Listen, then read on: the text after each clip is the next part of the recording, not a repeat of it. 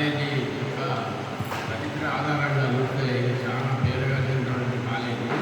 ఈ కాలేజీలో మనం విద్యార్థులుగా మరియు ఉద్యోగులుగా రిటైర్ అయిన వాళ్ళందరూ కాలేజీ యొక్క అవకాశాలను వాడుకున్న వాళ్ళు కాబట్టి మన కాలేజీ యొక్క అభివృద్ధి కొరకు కావలసినంత మనసారా తోచింది సహాయం చేయాలనే నా యొక్క ఆలోచన.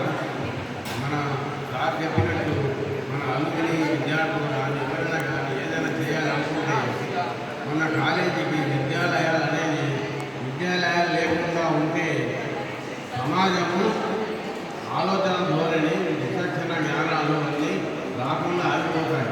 విద్యాలయాలు ఉంటేనే వివిధ శాస్త్రాల పఠనం ఇది వివిధ శాస్త్రాల విచక్షణ ఉంటుంది.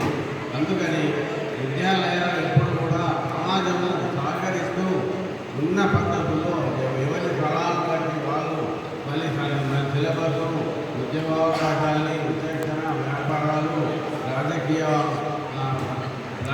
ఎక్కువ వేయడం కావలసిన పారిశ్రామికీకరణ చేసుకోవడం ఇవన్నీ మనం యూత్లోకి రావాల్సింది. మన కాలంలో ఉన్నటువంటి పరిస్థితుల్లో మనం ఏదో గవర్నమెంట్ ఉద్యోగాలు చేసాం. ఇప్పుడు పరిస్థితులు ఉద్యోగాలు లేదు. ఉద్యోగాలు ఎలా ఇవ్వగలుగుతాం మేమనేది ఒక కార్పొరేటర్ స్థాయిలో అందరూ ఆలోచించి ఆ విధంగా ముందుకు వెళ్ళాలి. అది ఒకటే కాకుండా మన స్వార్థం కొరకు మనమే సంపాదించుకోవడం అనేది ముఖ్యం కాదు. మనతో పాటు మన సమాజానికి మనం ఏం చేయగలుగుతాం అనేది కూడా అది మన విచక్షణ మీదనే ఆధారపడి ఉంటుంది.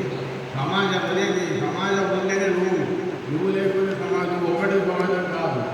సమాజం అంటే అందరూ ఉంటేనే సమాజం ఉంటుంది. చాలా ధన్యవాదాలండి. ఇలాంటి అవకాశం వచ్చినందుకు నేను కూడా నా పాత్ర నా యొక్క చిన్న సహాయం చేసినందుకు నాకు